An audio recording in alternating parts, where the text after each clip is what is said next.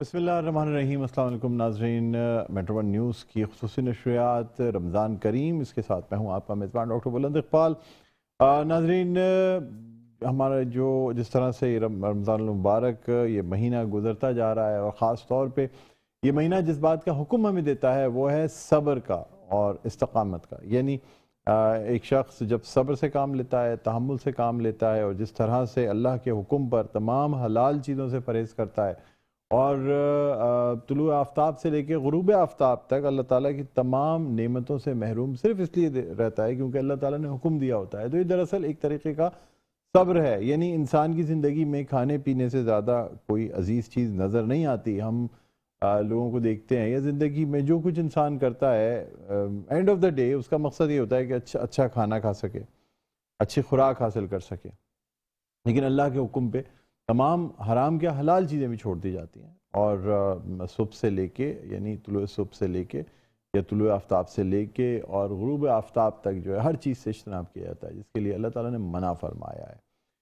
اس کے بعد اللہ تعالیٰ کے حکم سے ہی روزہ افطار کیا جاتا ہے، اور اس درمیان جس طرح سے ایک مومن بندہ اللہ کے حکم پہ تمام چیزوں سے رکنے کا صبر کرتا ہے، تو یہی صبر اور یہی استقامت اس سے عام زندگی میں کام آتی ہے۔ اور یہ بھی کہا جاتا ہے کہ اسی طرح روزے کی حالت میں جس طرح انسان صبر کرتا ہے، تو اس میں جو ہے یہ صبر کی وجہ سے عام زندگی میں اسے بڑے فوائد حاصل ہوتے ہیں۔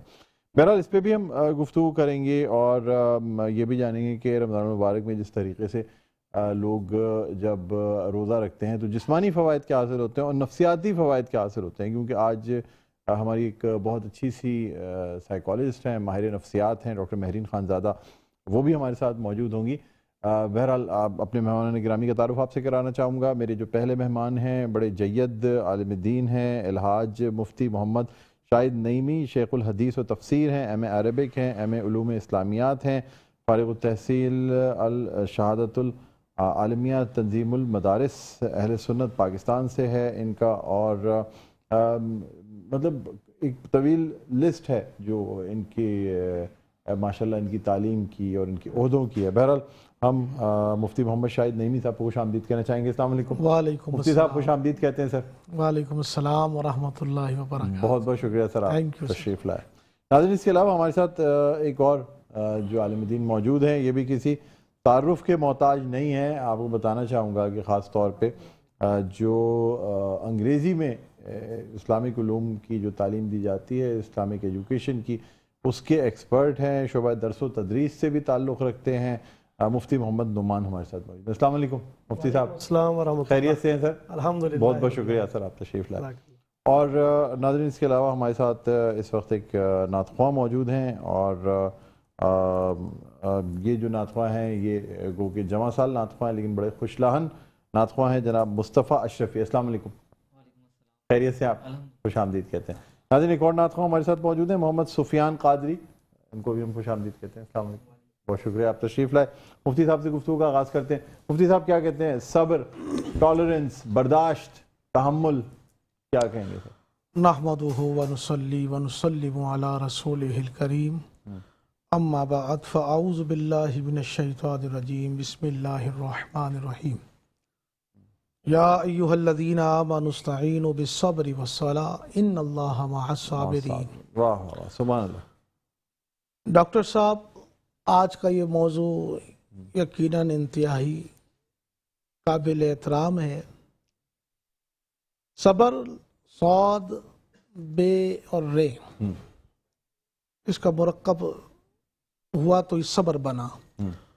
صبر کے معنی ہی برداشت کے ہے، تحمل کے ہے، اور مطلب اس کا یہ ہے کہ انسان خوشی میں، غمی میں، مصیبتوں میں اپنے آپ کو قابو میں رکھے، اور جو ہے اللہ کے احکام یعنی شرع کے خلاف کاموں سے بھی بچے، تو اس کا نام صبر ہوتا ہے۔ جب معاشرے میں ہم نظر دوڑاتے ہیں تو ہر جگہ ہم گہما گہمی دیکھتے ہیں۔ صبر نام جیسی جو چیز ہمارے اسلاف کے اندر پائی جاتی تھی وہ اب نہیں ملتی، شاذ و نادر ہو گئی۔ قرآن و سنت میں جس طریقے سے احکام وارد ہوئے ہیں وہ ہمیں نظر نہیں آتا۔ اب صبر کا جہاں تک تعلق ہے تو یقیناً صبر ایک ایسی عظیم نعمت ہے کہ جس کو نصیب ہو جائے تو صبر انسان کو دنیا میں بھی سرخ روئی عطا کرتا ہے، اور صبر جس کے اندر داخل ہو جائے تو یہ صبر انسان کو اللہ کے قریب کر دیتا ہے۔ سبحان اللہ۔ اللہ نے ارشاد فرمایا، اے ایمان والو صبر اور نماز سے مدد حاصل کرو۔ بے شک، یعنی صبر اور مدد نماز کا سہارا لو، کیوں کہ بے شک اللہ صبر کرنے والوں کے ساتھ ہے۔ بالکل، جب اللہ تبارک و تعالی صبر کرنے والوں کے ساتھ ہے تو بچتا کیا ہے؟ پھر کون سی ایسی طاقت ہے جسے ہمیں ضرورت پڑتی ہے؟ جب اللہ سب سے بڑی طاقت صابرین کے ساتھ مل گئی تو اب میں سمجھتا ہوں پھر کسی اور طاقت کی ضرورت نہیں۔ نبی کریم صلی اللہ تعالی علیہ وآلہ وسلم کی ساری زندگی کا اگر ہم مطالعہ کریں احادیث کریمہ کی روشنی میں تو حضور کی ساری زندگی صبر پر مبنی ہے۔ کیسے کیسے آلام آئے، مصیبتیں آئی، اور آپ نے کیسی ہمت اور بہادری کے ساتھ صبر کا مظاہرہ کرتے ہوئے امت کو ایک درس دیا۔ پھر آپ کے بعد صحابہ کرام کی زندگی ہمارے سامنے ہے کہ صحابہ کرام نے کیسے کیسے مشکل حالات میں، مشکل وقت کے اندر اپنے آپ کو صبر پر ثابت قدمی کے ساتھ محفوظ رکھا۔ تو اب ہمارا جو تعلق ہے اس دور کے ساتھ، ہم جس دور میں سانس لے رہے ہیں، زندگی گزار رہے ہیں، تو اس دور میں تو ہمیں صبر نام کی چیز دور دور تک نظر نہیں آتی۔ چھوٹے سے گھر کے اندر اگر 2 افراد 4 افراد کی فیملیز ہیں، وہاں صبر جیسی چیز ہمیں نظر نہیں آتی، تو ہم بڑے بڑے علاقوں میں، معاشروں میں ہم صبر کی چیز کو کیسے ہم جو ہے وہاں پر معلوم کر سکیں۔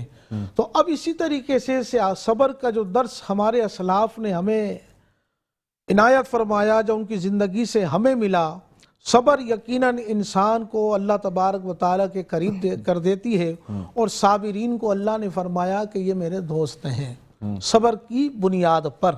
اب صبر انسان کو کس حد تک اللہ کے دربار میں پیش کر دیتا ہے اس کا اندازہ آپ اس بات سے لگا سکتے ہیں۔ جناب امام جعفر صادق سلام اللہ تعالی عنہ آپ خود فرماتے ہیں کہ صبر کا تعلق یعنی ایسا ہے، اس کی مثال آپ نے پیش کری کہ جس طریقے سے سر کا تعلق انسانی بدن کے ساتھ ہوتا ہے تو اسی طریقے سے صبر کا تعلق ایمان کے ساتھ ہوتا ہے۔ اگر جسم کا سر جو ہے جسم سے الگ کر دیا جائے تو بتائیے جسم باقی نہیں رہتا، تو اسی طریقے سے اگر صبر کو ہم ایمان سے ختم کر دیں تو ایمان بھی باقی نہیں رہ سکتا۔ تو اسی طریقے سے امام جعفر صادق ایک اور بات ارشاد فرماتے ہیں کہ جب میرے والد امام زین العابدین رضی اللہ تعالی عنہ کا وصال کا وقت قریب آیا تو آپ فرماتے ہیں کہ مجھے میرے والد نے سینے سے لگا کر مجھے ایک تلقین کی کہ بیٹا میں تو دنیا سے جا رہا ہوں لیکن میری ایک وصیت پر عمل کرتے رہنا۔ وہ وصیت کیا تھی؟ آپ نے فرمایا اپنے آپ کو قابو میں رکھنا، یعنی صبر اور تحمل کے ساتھ زندگی بسر کرنا۔ یہ ہمارے اسلاف سے ہمیں ملتی ہے کہ صبر پر قائم کس طرح رہا جا سکتا ہے۔ تو صبر کے بغیر انسانی زندگی جو ہے وہ ادھوری ہے، بہت مشکل ہے۔ ٹھیک ہے مفتی نعمان صاحب، آپ سے جاننا چاہوں گا سر، ٹالرنس یا برداشت کیوں ہمیں انٹرنیشنل دنیا میں یعنی بین الاقوامی سطح پہ ہمیں اس طریقے سے مشہور کیا جا رہا ہے جیسے ہم میں کوئی برداشت کی کمی ہو؟ ہم کہتے ہیں جی ایکسٹریمسٹ نہیں بنو، ماڈریٹ ہو جاؤ، ٹالرنس شو کرو۔ کیا وجہ؟ اسلام تو دیتا ہی ٹالرنس کا درس دیتا ہے، روزہ، نماز، زکوٰۃ، تمام چیزیں یہ سب ٹالرنس کی مثال ہیں، پھر کیوں کہا جاتا ہے کہ یار ذرا ٹالرنس شو کرنا؟ مطلب عجیب سا لگتا ہے کہ مسلمان تو ہے ہی برداشت اور صبر کا نام، کیا کہیں گے آپ؟ بسم اللہ الرحمن الرحیم۔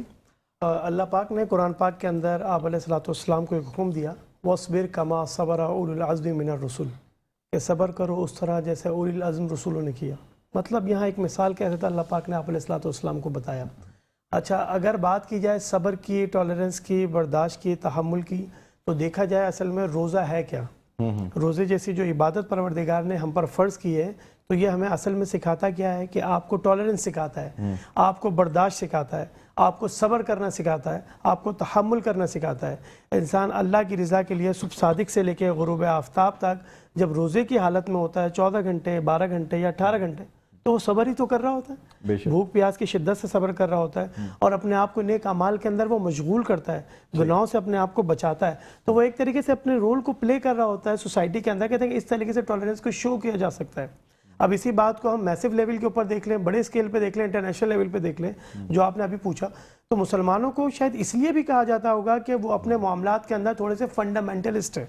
اس کی مثال یوں کہ وہ اپنے معاملات کے اندر اتنے سخت ہیں کہ جو معاملات پروردگار نے کرنے کا کہا انہوں نے وہ کرنے، جو احکامات آپ علیہ الصلوۃ والسلام نے دیے کرنے کا حکم دیا انہوں نے وہ کرنے، وہ بجا لانے۔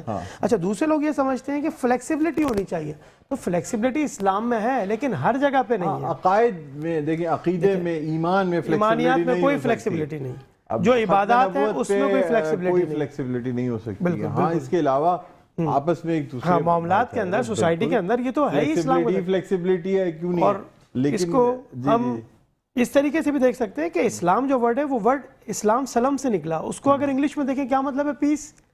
جو ریلیجن ہمیں اللہ نے دیا اس کا مطلب ہی سلامتی، تو پوری ٹالرنس اس میں اللہ تعالیٰ نے شامل کر کے ہمیں بتا دی کہ یہ ہے ہی امن اور سلامتی کا درس دینے والا۔ تو اگر اس کو فالو اس ٹرم کے اندر کریں گے تو آپ خود لوگوں کے اندر یہ بات روشناس کرائیں گے کہ اسلام دیا کس لیے گیا، اور ایک اسلام کا ٹرو فالوور ہونا کیسا چاہیے، وہ آپ علیہ الصلوۃ والسلام کی سیرت سے آپ کو پتہ چلتا ہے۔ ٹھیک ہے، ٹھیک ہے، ٹھیک ہے۔ مفتی صاحب، آپ کا شکریہ بھی ادا کرنا چاہیں گے۔ مفتی نعمان صاحب ہمارے ساتھ موجود تھے اور بڑی مفید انہوں نے گفتگو فرمائی، خاص طور پہ ٹالرنس اور صبر کے حوالے سے۔ اب ہمارے ساتھ مفتی محمد سفیان قادری نعت خواں موجود ہیں۔ سفیان قادری صاحب، آپ سے میں درخواست کروں گا کہ بارگاہ رسالت میں آپ صلی اللہ علیہ وآلہ وسلم ہدیہ نعت پیش کرنے کی سعادت حاصل کریں، اور اسی کے ساتھ ناظرین پھر ہم وقفے پہ بھی جائیں گے۔ میں لب کشا نہیں ہوں اور محو التجا ہوں، میں لب کشا نہیں ہوں، کوئی تو آنکھ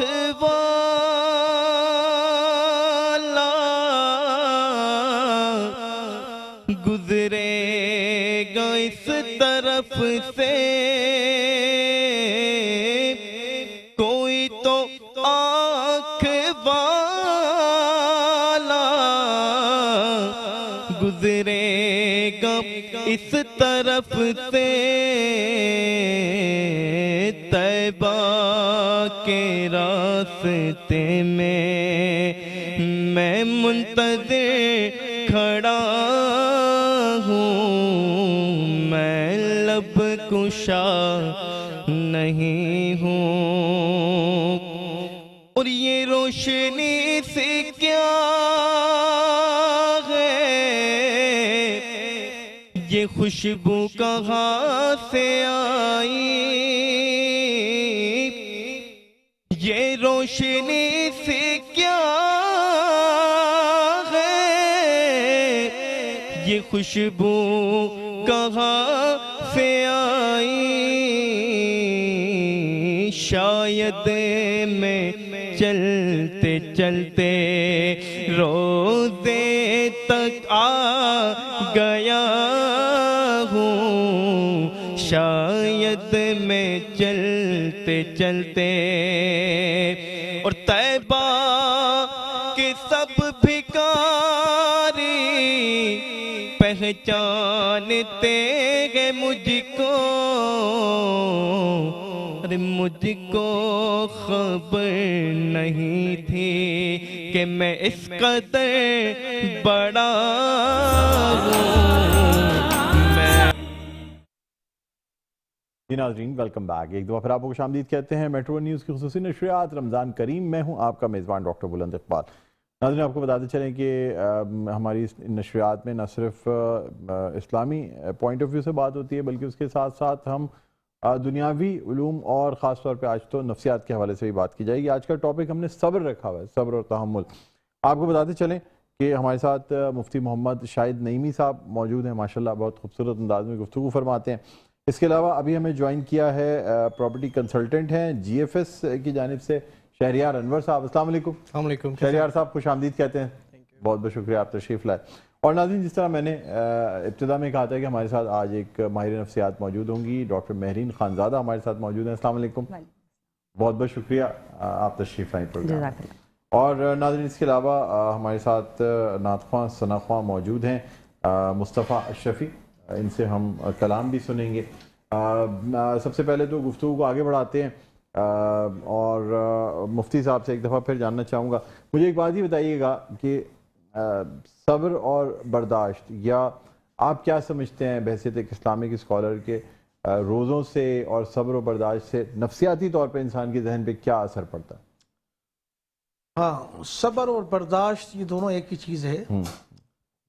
صبر کی جو ایک انتہا ہے, یقیناً وہ اگر انسان, کیونکہ انسان خود ایک کمزور ہے, قرآن مجید فرقان حمید میں انسان کو کمزور سے تعبیر کیا گیا ہے.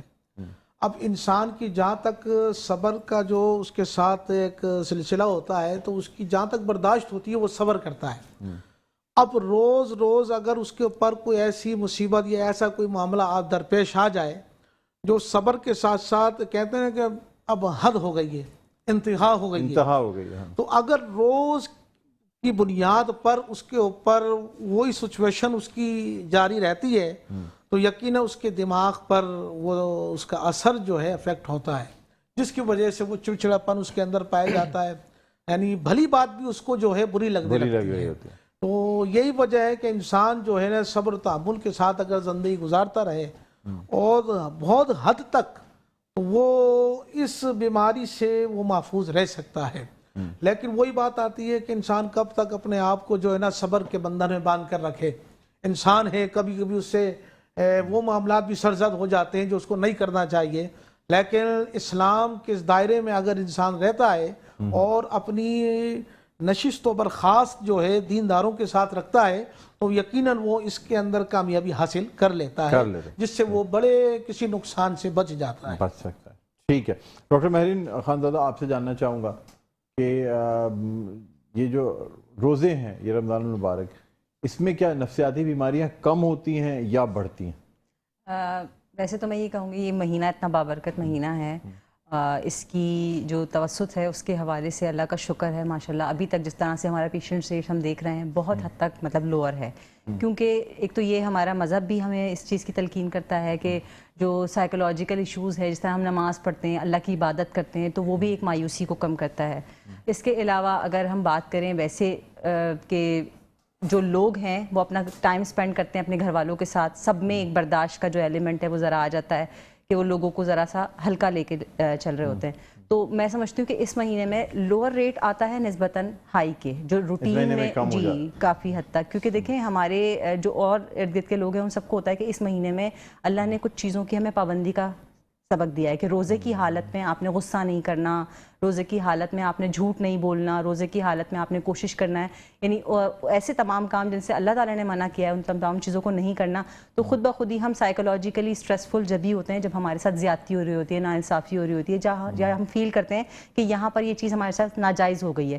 تو رمضانوں میں اگر اس طرح کی چیزیں پریکٹسز میں آتی ہیں تو آٹومیٹیکلی وہ سائیکولوجیکل ایفیکٹ بہت اچھا ڈیولپ کرتی ہے. تو خود بخود ہی جو ہے وہ جو ایشوز ہیں وہ بہت حد تک ریڈیوس دیکھے گئے ہیں.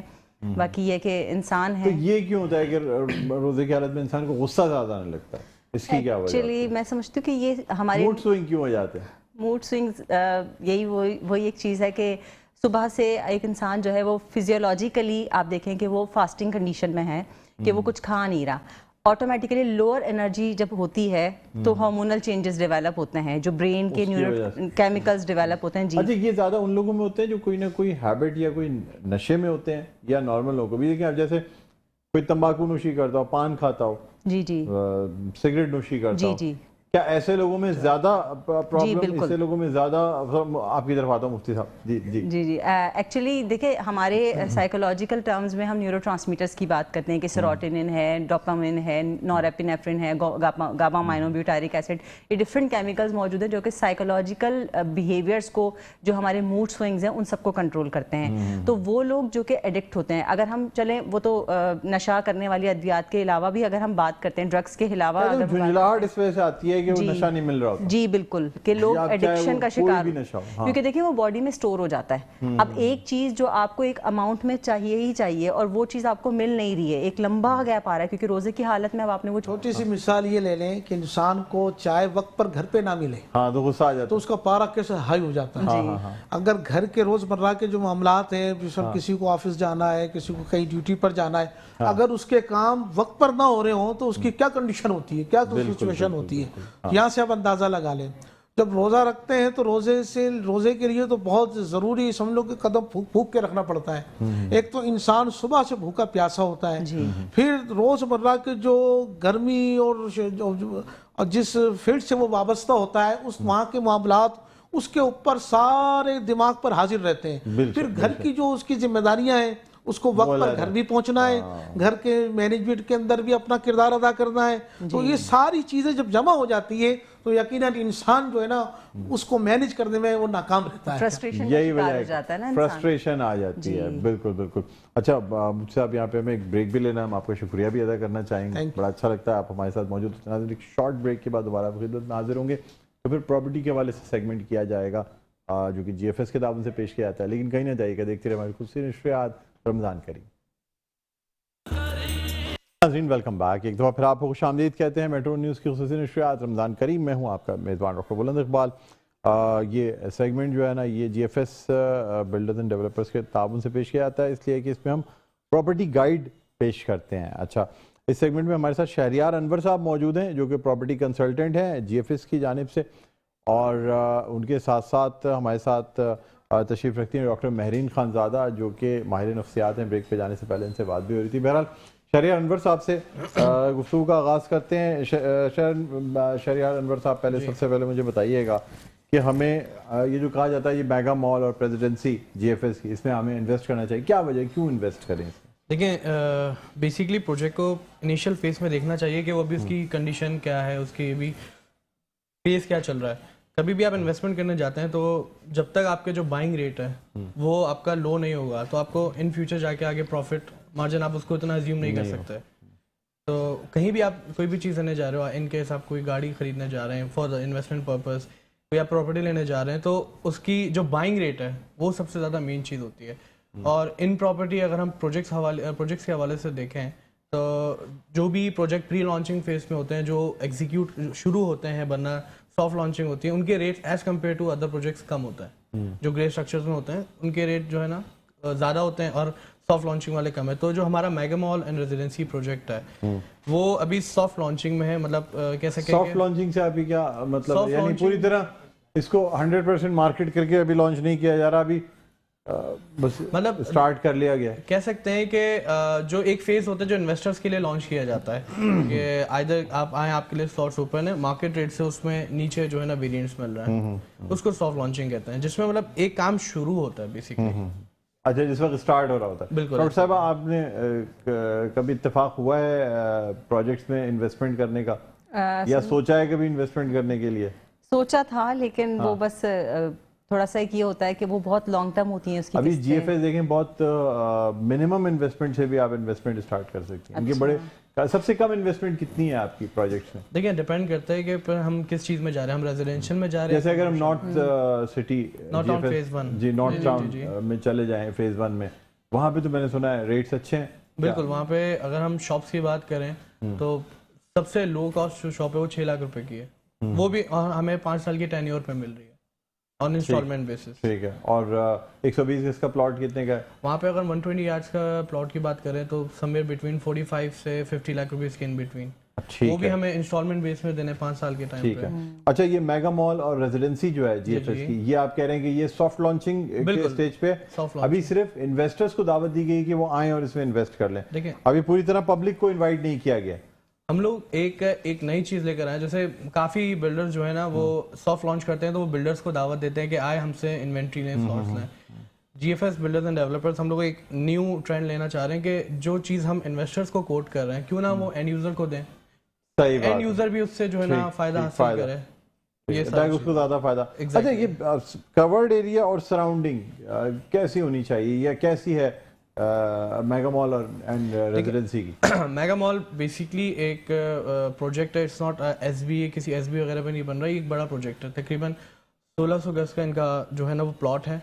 1600 गज का जी plot है। बिल्कुल, ठीक है। 1600 स्क्वायर यार्ड का। और इसमें कवर्ड एरिया कितना रखा गया है? आप समझ लें कि 70-80% को जो इसका और covered ये area किस जगह पे सराउंडिंग, अगर मैं इसकी बात सराउंडिंग अगर इसकी हम बात करें तो इसके आसपास सारे रेजिडेंशियल यूनिट्स हैं, प्लॉट्स वगैरह हैं मेगा मॉल के? मेगा मॉल के आसपास। मेगा मॉल के अगर हम राइट साइड पे बात करें तो हमारे पास एक पार्क आ रहा है। ये कहाँ पे है मेगा मॉल, किस जगह पे? मेगा मॉल है नॉर्थ टाउन फेज 1 में। नॉर्थ टाउन फेज 1 में जो ऑलरेडी ऑक्यूपाइड है, पोजीशन मिली हुई है, पोजीशन लोग वहाँ रह रहे हैं और रेजिडेंसी भी वही है? बिल्कुल ऐसे ही है। उसकी क्या लोकेशन है? किस चीज की? रेजिडेंसी की? Mega mall and residency, mega mall and residency basically एक ही वो है। प्रोजेक्ट है। अच्छा, ये मेगा मॉल कितने फ्लोर्स तक शॉप्स हैं? ये शॉप इसमें बेसिकली अगर मैं ओवरव्यू बताऊं तो ग्राउंड +3 में इसमें मॉल आ रहा है। मॉल आ रहा मॉल है, ठीक है, है, ये और शॉप्स हैं। उसके बाद फिर उसके बाद अपार्टमेंट्स हैं। अच्छा, पार्किंग इसकी? पार्किंग हमारे पास बेसमेंट में 2 फ्लोर है। बेसमेंट में 2 फ्लोर पार्किंग के लिए अलॉटेड पार्किंग है। तो 1600 अगर स्क्वायर यार्ड का प्लॉट है तो बहुत बड़ी पार्किंग होगी। ठीक है, बिल्कुल।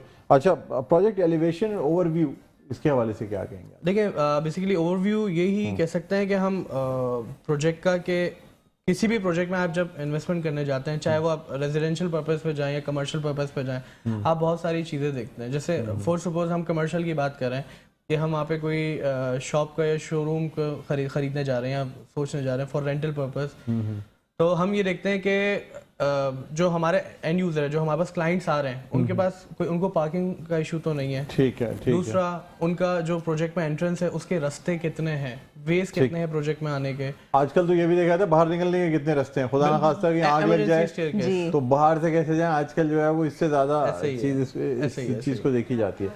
ठीक है।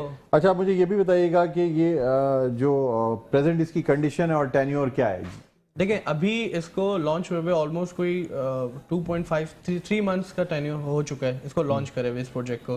अभी समझ लें ये डिगिंग फेज पे है, इसमें डिगिंग शुरू हो चुकी है और आज से तकरीबन इसमें 5 साल का टाइम लगेगा। अच्छा, इसमें 5 साल का टाइम है, जिसमें 3-3.5 साल में ये कमर्शियल लॉन्च कर देंगे एंड देन रेजिडेंशियल ये ऊपर का 5 साल के अंदर ही डिलीवर करेंगे। ठीक है। अच्छा, बस अब लास्ट क्वेश्चन बता दीजिएगा कि